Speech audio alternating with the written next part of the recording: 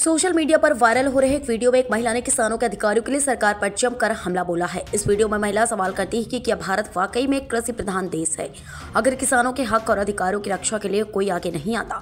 महिला ने सरकार से यह भी पूछा कि क्यों किसानों की समस्याओं और संघर्षों को नजरअंदाज किया जाता है जबकि वे देश की अर्थव्यवस्था का एक अहम हिस्सा हैं।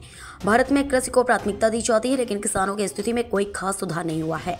इस वीडियो के माध्यम से महिला ने यह संदेश दिया है कि सरकार और समाज दोनों को किसानों के अधिकारों की रक्षा और उनकी समस्याओं का समाधान करने के लिए अधिक गंभीर होना चाहिए।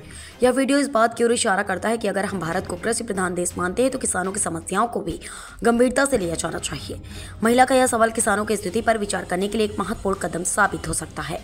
महाराष्ट्र से अफसर शेख की रिपोर्ट। मंडळी, भारतातील सगळ्यात मोठं कांदा मार्केट कुठं आहे तर नाशिकमधील लासलगाव येथे। तसंच भारतातील सगळ्यात मोठं लसूण मार्केट कुठं आहे तर मध्य प्रदेशमधील मंदसौर येथे। इतर राज्यातील बरेच शेतकरी आपला लसूण विकण्यासाठी मध्य प्रदेशमधील मंदसौर या मंडईत येतात।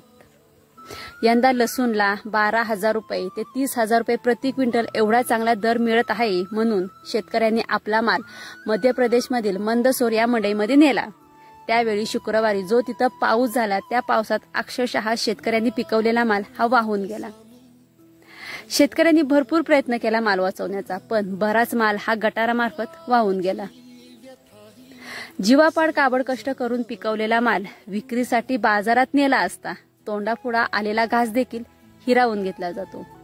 मग इथं प्रश्न पडतो की यात खरा दोष कुणाचा? कृषी प्रधान देशाची भ्रष्ट व्यवस्था। जर कुठला नेता मंडळी कुठे जर जाणार असेल तर तिथं भव्य दिव्य मंडप उभारला जातो। रेड कार्पेट, फुलं, हार, खुर्च्या, टेबल याची व्यवस्था केली जाते। त्या मंडपामध्ये नेत्यांची मंत्र्यांची भाषणं होतात।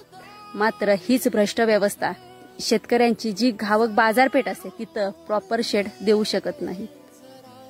क्रिकेटच्या मैदानात पाऊस आला की 2 मिनिटात अख्खं ग्राउंड झाकलं जातं, का तर ग्राउंड भिजू नये। मात्र ज्या अन्नामुळे आपलं पोट भरलं जातं, ज्या अन्नामुळे अख्खा देश चालतो, तो अन्न पिकवणारा अन्नदात्याचा माल मात्र असा भिजवला जातो।